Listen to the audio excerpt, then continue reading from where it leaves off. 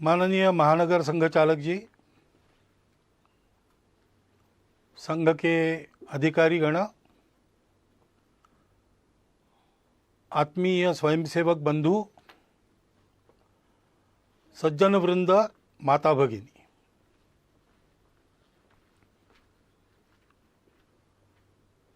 एक विशिष्ट परिस्थिति में आधुनिक तकनीकी का उपयोग करके पर्दे पर ये हमारी भेंट हो रही है।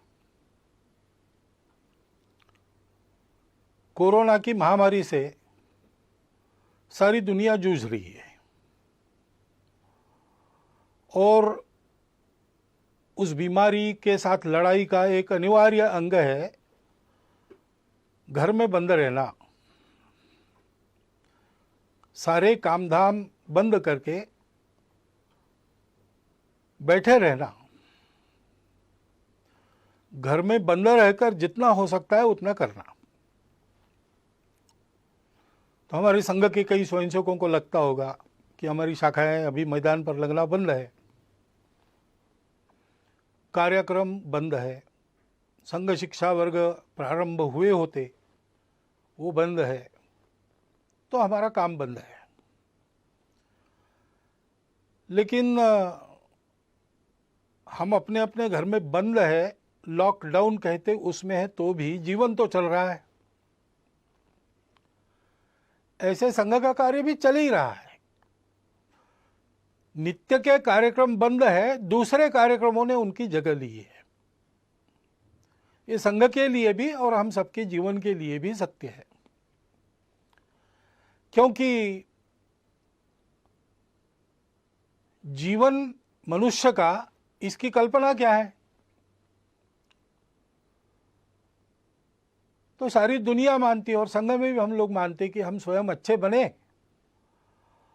और अपने अच्छाई का उपयोग करके जग को अच्छा बनाएं, दुनिया को अच्छा बनाएं।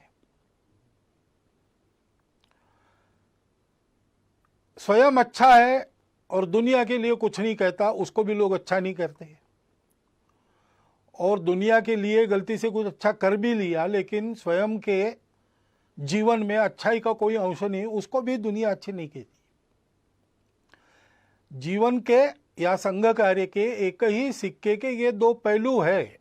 अपनी परंपरा में ऐसा कहते हैं, एकांत में आत्म साधना और लोकांत में परोपकार। यही जीवन का स्वरूप है, यही संघ कार्य का स्वरूप है।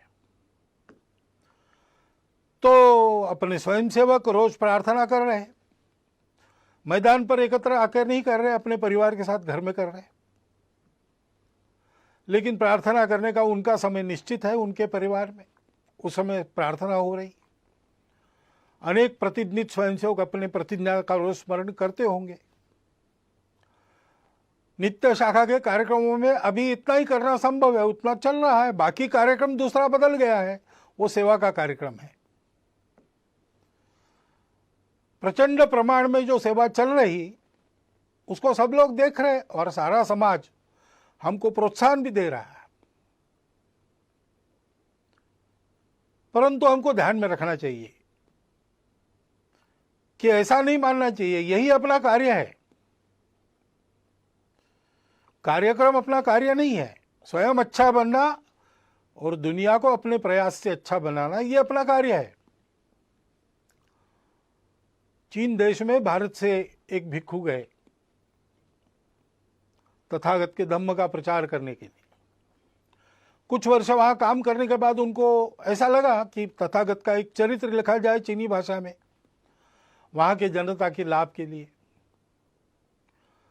तो लिखकर तो तैयार हो गया, लेकिन उसको छापना है। तो वहां उनके जो संपर्क थे उन सब लोगों से वो मिले, उनसे धन इकट्ठा किया, बताया तथागत का चरित्र उससे छापेंगे। और सारा धन इकट्ठा होने के बाद छापने के लिए छापखाने में वो हस्तलिपि देना, कल देनी है, तो आज रात में एक बड़ा भूचाल आ गया और बहुत से देहात, बहुत से शहर तहस नहस हो गए। तुरंत सेवा कार्य में सब लोग लग गए। तो पुस्तक के लिए जो धन लाया था उसका स्वाभाविक उपयोग लोगों की राहत के लिए हो गया, वो धन समाप्त हो गया। इसलिए सारा वो राहत कार्य पूरा होने के बाद फिर से भिक्खू ने सबको बताया कि धन तो दिया था आप लोगों ने, लेकिन वो ऐसे काम में हो गया खर्च, तो और एक बार धन संकलन। फिर से वैसा किया। फिर जब छाप खाने में जाना था, उसके पहले के उस दिन एक बड़ी बाढ़ आ गई, फिर से राहत कार्य करना पड़ा, सारा संकलित धन उसमें व्यय हो गया।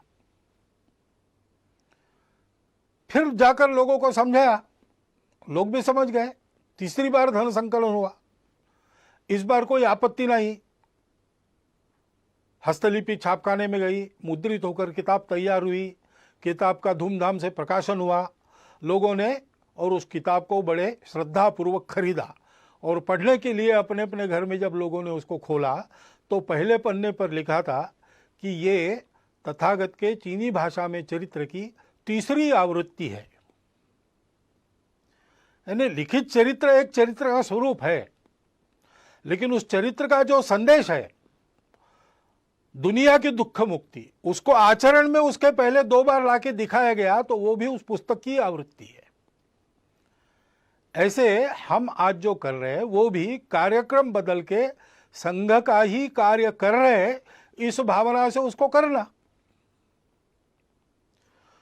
तो स्वाभाविक केवल संघ के लोगों के लिए नहीं, सभी के लिए कुछ बातें स्पष्ट हो जाती है। एक तो हम ये सेवा क्यों कर रहे हैं, उसकी प्रेरणा हमारी स्वार्थ की नहीं है, अपने अहंकार की तृप्ति या अपनी कीर्ति प्रसिद्धि के लिए ये नहीं करना है। जो लोग सहयोगी बनना चाहते हैं उनको जानकारी हो, इसलिए कुछ प्रसिद्ध करना पड़ता है। अपने कार्य की रचना में हम सबको सविस्तार वृत्त ठीक ठीक पता चले, इसलिए उसको प्रकाशित करना पड़ता है। लोगों को प्रेरणा मिले, इसलिए भी ऐसे कार्य में आने वाले अनुभवों का लेखन प्रकाशन करना पड़ता है। परंतु अपना डंका बजाने के लिए हम ये काम नहीं कर रहे। हम काम कर रहे हैं, ये अपना समाज है, अपना देश है, इसलिए इस स्वार्थ, भय, मजबूरी, प्रतिक्रिया या अहंकार, इन सब बातों से रहित आत्मीय वृत्ति का परिपाक है यह सेवा। और इसलिए इस सेवा में हम लोगों को निरंतर लगना है, निरहंकार वृत्ति से लगना है, श्रेय दूसरों को देना है। और अभी ये जो विशिष्ट आपत्ति है, उसमें जो सेवा करनी है, उसमें लोगों का प्रबोधन भी करना पड़ता है, कई बातें बतानी पड़ती है। तो बताने का परिणाम तभी होता है जब हम उसका पालन करते हैं। और इसलिए कोरोना की महामारी के समय में अपने स्वास्थ्य को सुरक्षित रखने के जो जो नियम विहित है और हम लोगों को बताने वाले हैं, उन सबका पालन पहले अपने को करना है। वो पालन करते हुए भी हमको काम करना है। घर के बाहर निकलना पड़ेगा, लेकिन नियम बना है कि उसके लिए अनुमति चाहिए। लॉकडाउन है तो अनुमति पूर्वक ही काम करना, फिजिकल डिस्टेंस रखना है, अंतर रखना है, वो अंतर रखकर काम करना पड़ेगा। छोटी छोटी बातों में भी सहज रहकर स्वयं उसके पालन का उदाहरण बनकर हमको लोगों को बताना है। और हम ये कर सकते हैं। महामारी नई है, उसने कहर मचाया है, लेकिन उससे डर जाने की आवश्यकता नहीं है। डरने से काम नहीं होता, डरने से संकट का बल ज्यादा बढ़ता है। अपना संतुलन कायम रख के, मन में भय का लवलेश न रखते हुए, ठंडे दिमाग से कौन से उपाय करने हैं, कैसे करने पड़ेंगे, क्या क्या करना पड़ेगा, इसकी योजना बनाकर हम काम करते हैं तो वो काम यशस्वी होता है। आत्मविश्वास युक्त ऐसा अपना सुनियोजित प्रयास करना है, भय से रहित होकर, और सातत्यपूर्वक प्रयास करना है। क्योंकि ये बीमारी नहीं है, इसमें निश्चित क्या क्या हो सकता है इसके अनुमान लगते, जैसे जैसे अनुभव आता है वैसे ही पता चल रहा है। और इसलिए अब ये कितना चलेगा पता नहीं, जल्दी से जल्दी समाप्त हो ये पूरा प्रयास हम करेंगे, लेकिन जितने दिन चलेगा उतने दिन पीड़ित लोगों को राहत देने के और ये बीमारी न फैले उसके प्रयास जारी रखने पड़ेंगे। बीच में ही छोड़ दिया तो यशस्वी नहीं होंगे। एक आदमी सब तरफ से कंगाल हो गया, निराश हो गया, उसको ऐसा लगा हम आत्महत्या करेंगे, लेकिन कुछ उसके जेब में पैसा था, कुछ दिन जीने का सामान उसके पास था, तो उसको ऐसा लगा कि पहले इसको खर्चा कर देते हैं और बिल्कुल ही कफलक होकर मर जाएंगे।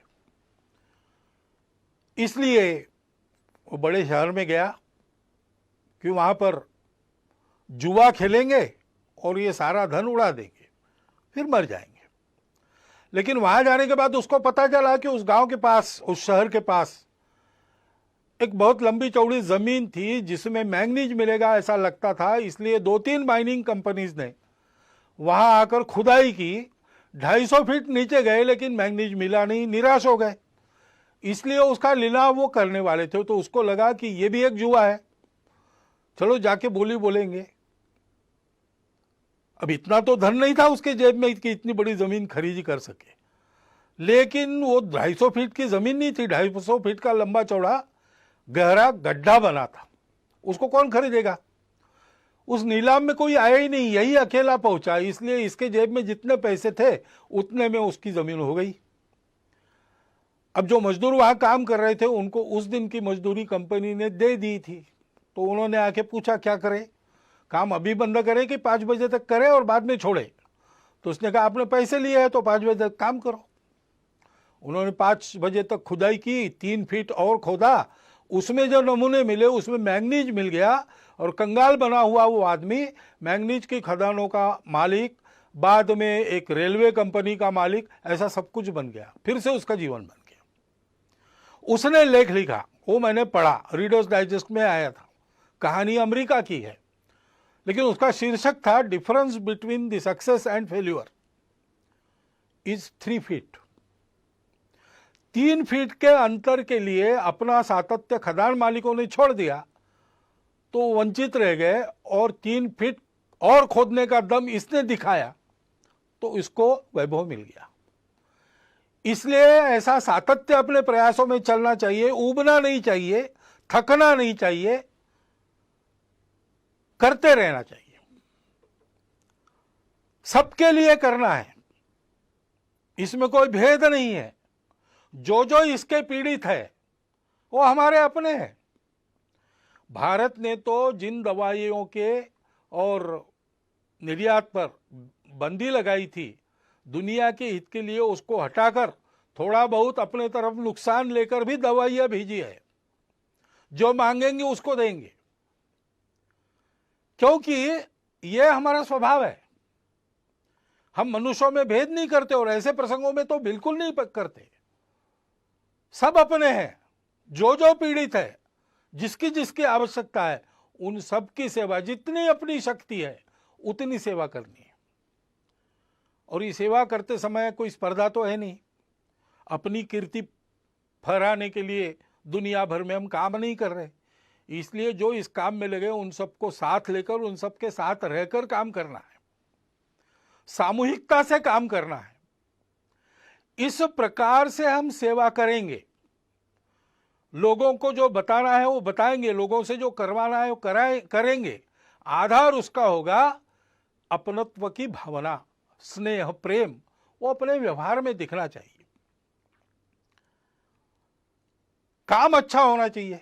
सेवा का काम है, उपकार तो है नहीं, हम अपने लोगों का काम कर रहे हैं, इसलिए वो उत्तम होना चाहिए, प्रेम से होना चाहिए।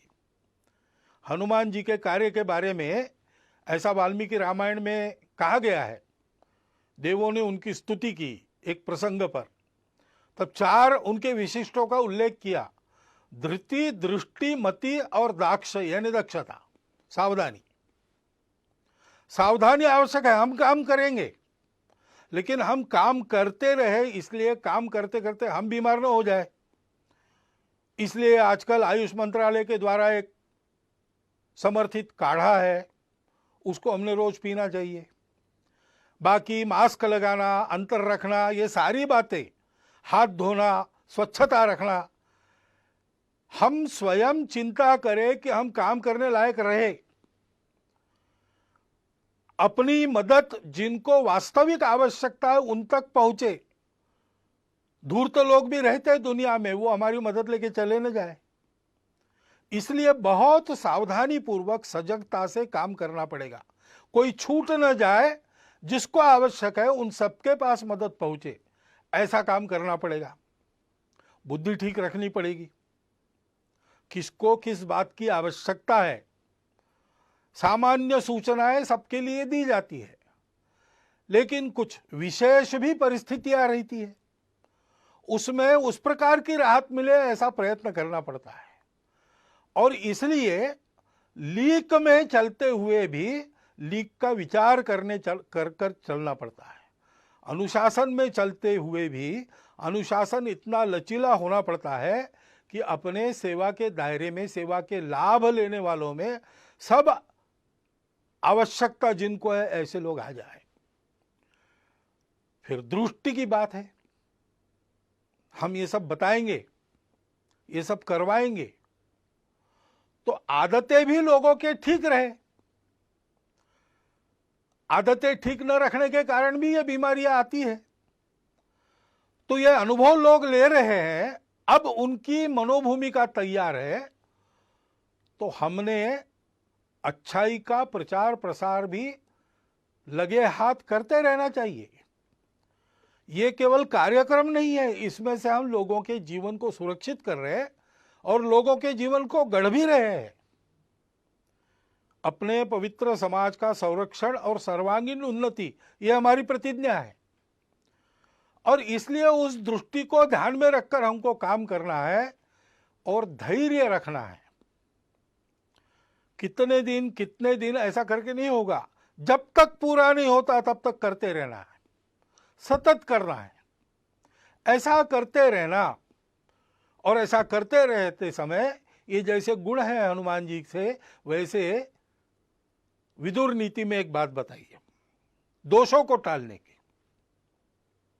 षट दोषा पुरुषेणेह हातव्याम भूतिमिच्छताम। जिस पुरुष को अपना वैभव चाहिए, अपना विजय चाहिए, अपना प्रभाव चाहिए, अपनी खुशहाली चाहिए, उसको 6 दोषों का हनन करना पड़ता है, उनको दूर करना पड़ता है। वो कौन से है? निद्रा, तंद्रा, भय, क्रोध, आलस्यम, दीर्घ सूत्रता। आलस्य और दीर्घ सूत्रता काम की नहीं है।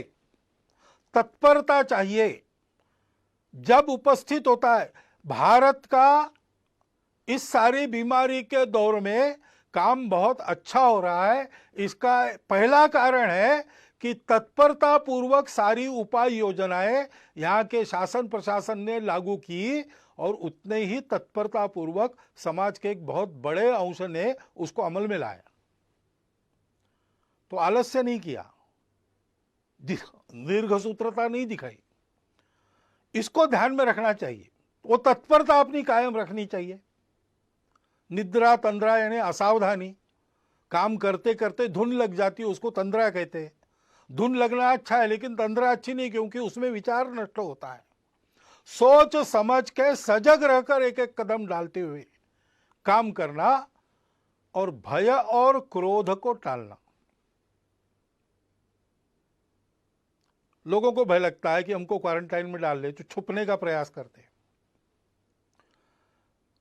लोगों को कुछ नियमों में बांध दिया तो लोगों की ऐसी भावना होती है कि हम पर कुछ प्रतिबंध ला रहे। अब संघ ने अपने और मार्च में ही तय करके जून आखिर तक सारे कार्यक्रम बंद कर दिए। लेकिन किसी किसी को लग भी सकता है कि सरकार हमारे कार्यक्रमों पर प्रतिबंध कर रही इस निमित्त, और भड़काने वाले लोगों की कमी नहीं है।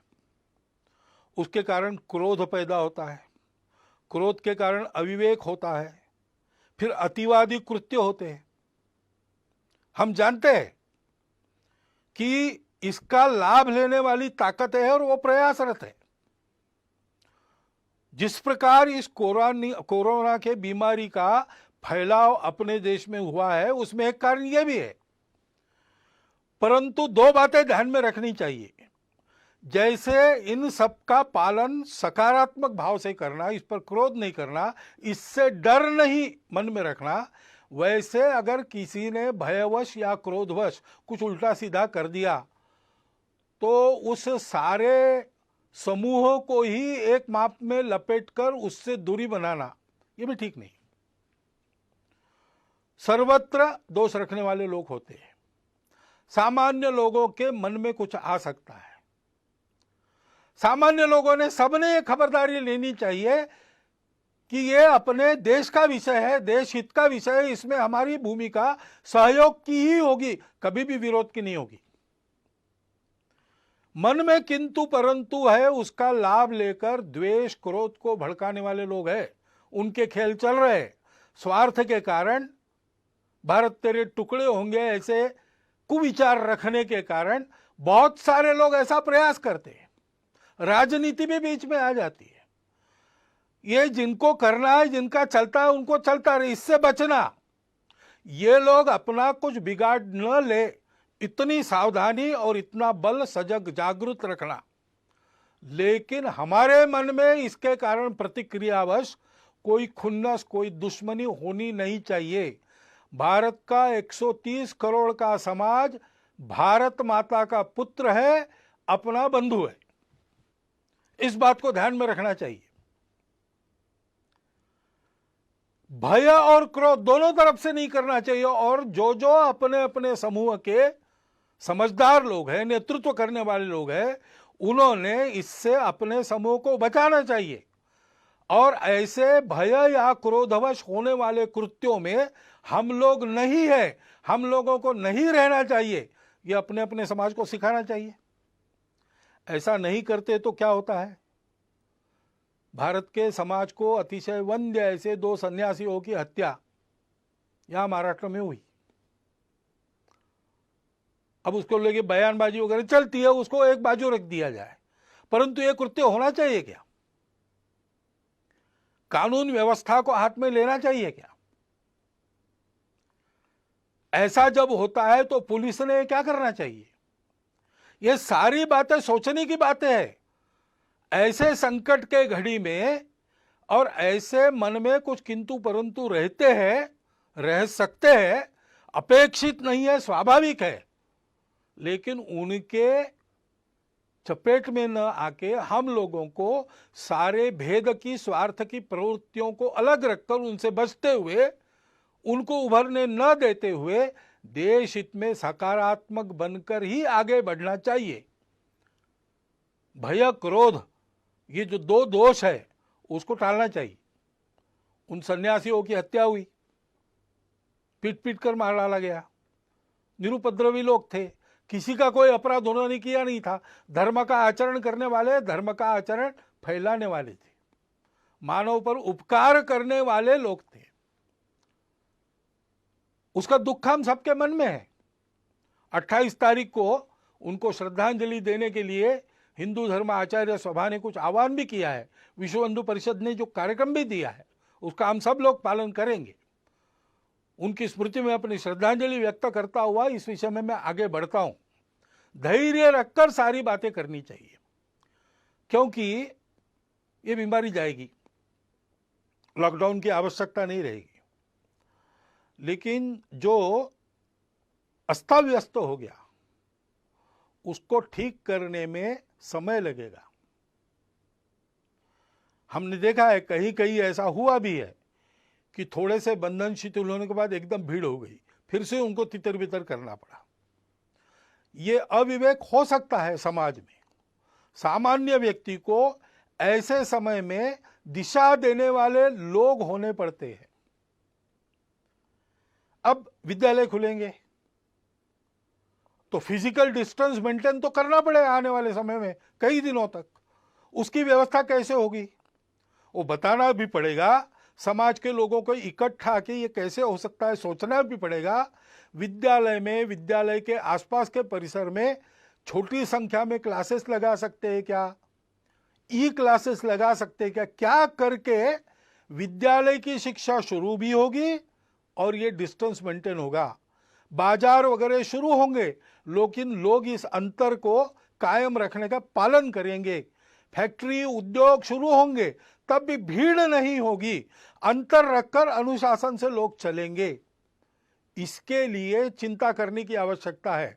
यानी राहत पहुंचाने का काम शायद कम हो सकता है, परंतु फिर से ये बीमारी न आए, उतावली न हो, इसके लिए समाज को दिशा देने का काम हमको करते रहना पड़ेगा।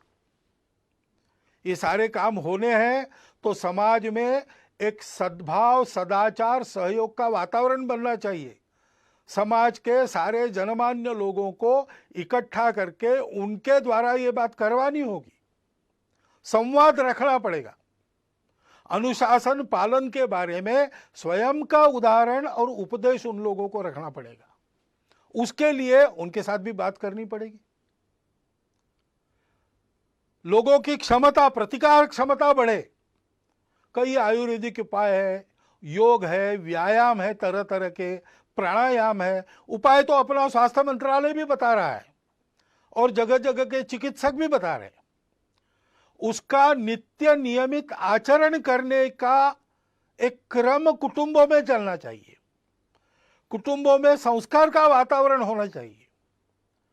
शांत दिमाग से किसी भी भय यानी पैनिक के चपेट में हम न आते हुए जो करना है वो कर्तव्य ठीक से करना, इस प्रकार का स्वभाव बनने के लिए कुटुंब में भी उस प्रकार के स्वभाव का संस्कार होना चाहिए। इसके हमको प्रयास करने पड़ेंगे और प्रयास में वही क्रम रहेगा।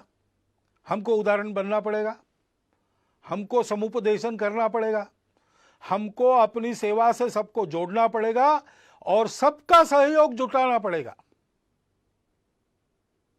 ये बीमारी पहली बार आई है इस प्रकार की सारे दुनिया में एक साथ। शायद ही पिछले और कुछ शतकों के इतिहास में विश्व पहली बार ऐसे संकट का सामना कर रहा है। तो संकट तो है और हम लड़ तो रहे, लेकिन ये संकट कुछ सिखा भी रहा है। जैसे प्रधानमंत्री ने ही पिछले दिनों में कहा सरपंचों को कि ये संकट हमको स्वावलंबन की सीख दे रहा है। तो कई ऐसी बातें भी आ रही, क्योंकि ये संकट जाएगा, जो अस्ता व्यस्त हो गया उसको यथावकाश हम ठीक कर लेंगे, लेकिन इस संकट के अनुभव में कुछ सत्य फिर एक बार उजागर होके हमारे सामने जो स्पष्ट खड़े हैं, उनसे पाठ लेकर, बोध लेकर अपने जीवन की रचना को उसके अनुसार परिवर्तित करने का एक बड़ा काम, एक तरह से राष्ट्र पुनर्निर्माण का जो काम चल रहा है उसका अगला चरण, उसको परिणाम में लाना पड़ेगा। और बहुत से लोग शहरों से चले गए अपने अपने गांव में, सबके सब वापस आएंगे क्या? जो गांव में रह जाएंगे उनको रोजगार की क्या व्यवस्था होगी? जो वापस अपने काम पर आएंगे उन सबको काम देने की उद्योगों की या उनके मालिकों की स्थिति होगी क्या? क्योंकि उनके भी सारे कारोबार ठप पड़े।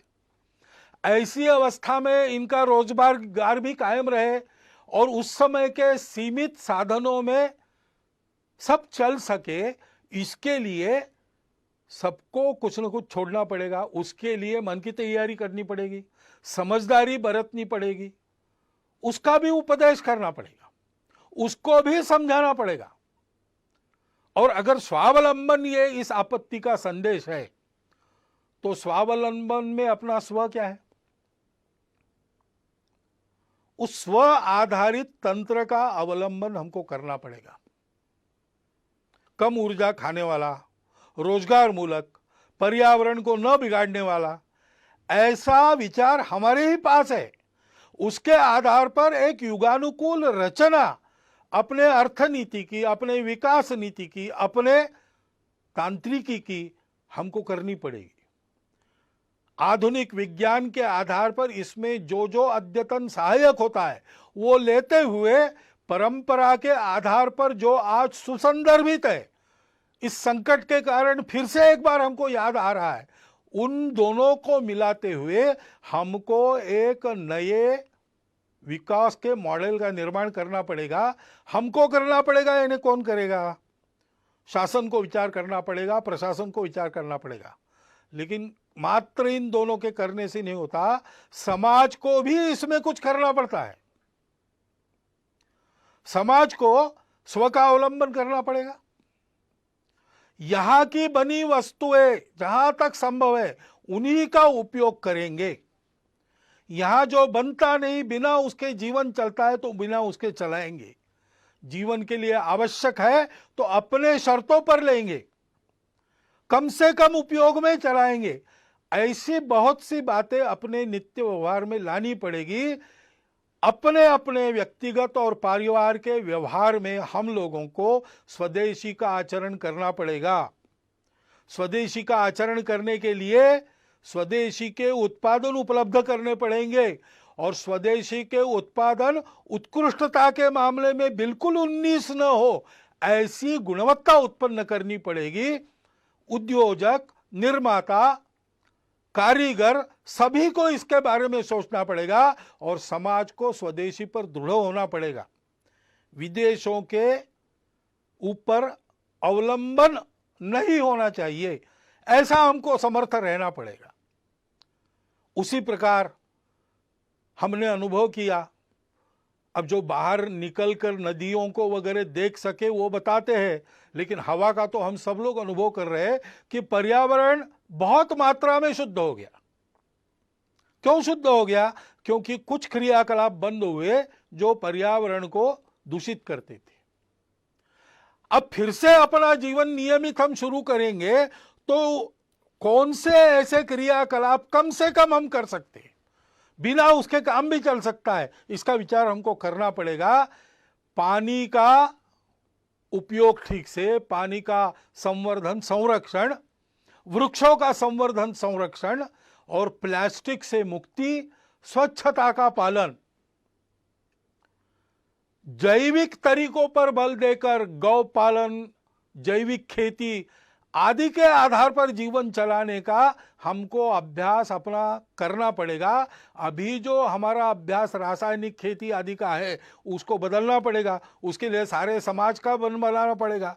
शासन की नीति वैसी बनेगी, लेकिन जब तक समाज उस प्रकार चलता नहीं तब तक उसका परिणाम नहीं होता। कुटुंब में भी हमको और इस प्रकार के संस्कार करने पड़ेंगे। बहुत दिनों के बाद जो भागदौड़ चल रही थी वो बंद हो गई, तो अपने घर में रहने का, सतत रहने का अनुभव बहुत लोगों को मिला। घर को भी अच्छा लगा और हमको भी अच्छा लगा। इसके बहुत अच्छे परिणाम होते हैं। संवाद बढ़ता है, समझदारी बढ़ती है, सौमनस्य बढ़ता है, और इसलिए कुटुंब में इन सारे बोधों की चर्चा, उसके आधार पर व्यवहार कैसा हो ऐसा संवाद चलना। जैसा अपना कुटुंब है वैसे समाज भी एक कुटुंब है। समाज के भी विचार करने वाले लोगों में, समाज का नेतृत्व करने वाले लोगों में इस प्रकार का चलना, चर्चा का चलना, संस्कार का, नियमितता का प्रभाव होना अपने जीवन पर, व्यक्तिगत और सामूहिक, इसकी चिंता हमको करनी पड़ेगी। नागरिक अनुशासन के पालन में हम सबको तत्पर होना पड़ेगा। जहां जहां उस अनुशासन का पालन लोग कर रहे हैं वहां कोरोना का उपद्रव कम है, और जहां इस अनुशासन की आदत न होने के कारण गड़बड़ हो रही वहां कोरोना की चपेट में अभी भी देश का कुछ भूभाग है। और इसलिए उस अनुशासन का पालन करना, भगिनी निवेदिता ने कहा है कि देशभक्ति का स्वतंत्र देश में रूप तो नागरिक अनुशासन का स्वयं होकर सारे नागरिक पालन करते, इतने वो समझदार होते, यही है। डॉक्टर अंबेडकर साहब ने भी संविधान प्रदत्त करते समय जो भाषण संसद में किए थे उसमें इस प्रकार की कानून व्यवस्था, नियम आदि का पालन करने पर बहुत जोर दिया गया है। हमको अपनी इस आदत को और ताजा और धार वाला करना पड़ेगा। उसी प्रकार समाज में सद्भाव का वातावरण, सहयोग का वातावरण, शांति का वातावरण बनाना पड़ेगा। शासन तो संस्कार मूलक शिक्षा नीति जल्दी लाएगा, लाना पड़ेगा उनको, क्योंकि ये सारे काम शासन की नीति, प्रशासन का नीति को ध्यान में रखकर समाज को अपना मानकर अमल करने का तरीका और समाज का आचरण से सहयोग, इन तीनों बातों के एकत्र आने के बाद ही संभव होता है। तो शासन जैसे अपने प्रशासन को समाजोन्मुख करेगी, राजनीतिक लोग अपनी राजनीति को स्वार्थ मूलक से हटाकर देशहित मूलक बनाएंगे, शिक्षा जैसा संस्कार देने वाली परिवर्तन अपने आप में करेगी, वैसे हम सब लोगों का व्यवहार भी वैसा होना पड़ेगा। भविष्य के लिए भी यह संकट बहुत कुछ बताकर जा रहा है, उसका विचार करके हमको अपने जीवन के नए मानक का विचार करते हुए उसको आचरण में लाना पड़ेगा। हम सब लोग मिलकर आत्मविश्वास से इस अपने देश और अपने समाज के अपनत्व को मन में रखकर इस देश को इस संकट से निकालकर सारे विश्व की मानवता का नेतृत्व करने वाला देश बनाने के लिए आत्मविश्वास पूर्वक प्रयत्नों का, परिश्रमों का सातत्य अपने कर्तृत्व में रखकर फिर एक बार हमको सक्रिय होना पड़ेगा। इसकी आवश्यकता है। हमारी भूमिका विश्व में और अपने देश में हम सब की यही है कि इस संकट को अवसर बनाकर हम एक नए भारत का उत्थान इस सारे संकट को अवसर बनाकर उसमें से करें, ऐसी हमारी भूमिका हो। इसलिए जो मेरे विचार में आवश्यक बातें मुझे लगती थी वो मैंने आपके सामने रख दी है। संघ के सारे स्वयंसेवक ऐसा सोचते ही है और ऐसा करेंगे ही, परंतु संपूर्ण समाज में सभी को ऐसा होने की आवश्यकता है। इतनी एक बात को मैं आपके सामने रखता हूं और अपना यह निवेदन पूर्ण करता हूं। धन्यवाद।